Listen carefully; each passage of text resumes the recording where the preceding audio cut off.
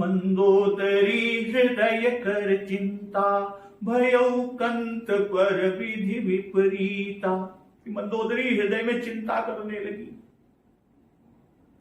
कि पति पर विधाता प्रतिकूल हो गए हैं। कहने का तात्पर्य कि अब अपनी चिंता कहे तो किससे कहे, जिससे कहना था उससे मंदोदरी कह चुकी और उसने न माना।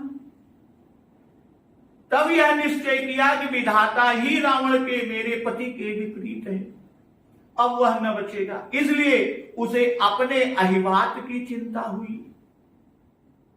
लंका कांड में कि अस कही नयन नीर भरी, गहि पद कंपित गार, नाथ भजहु रघुनाथ ही, अचल होई यही बात।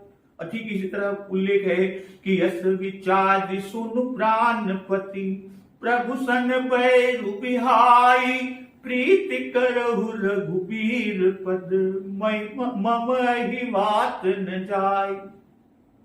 भाई निशाचरों का भावी विनाश सुनकर पहले मंदोदरी व्याकुल हुई। वहां निशाचर रहे सशंका और अपने अपने घर में सब चर्चा करते, दूतियों से वह समाचार पाई तो उनके बचने का उद्योग किया। पति से, अपने पति यानी लंकेश रावण से प्रार्थना किया, पर वह उद्योग नष्ट हुआ।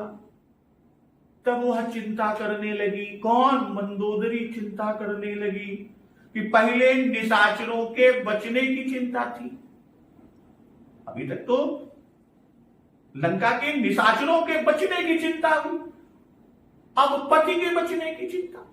यह चिंता क्यों हुई? कि विधाता विपरीत है।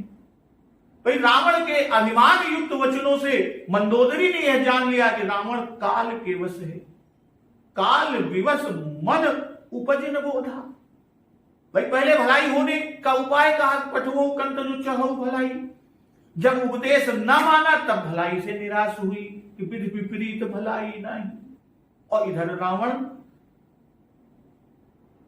मंदोदरी को हृदय से लगाकर हंसी कर और वहां से सभा के लिए जो आता है कि बैठ्यूं सभा खबरी सिपाही, सिंधु पार सेना सब आई।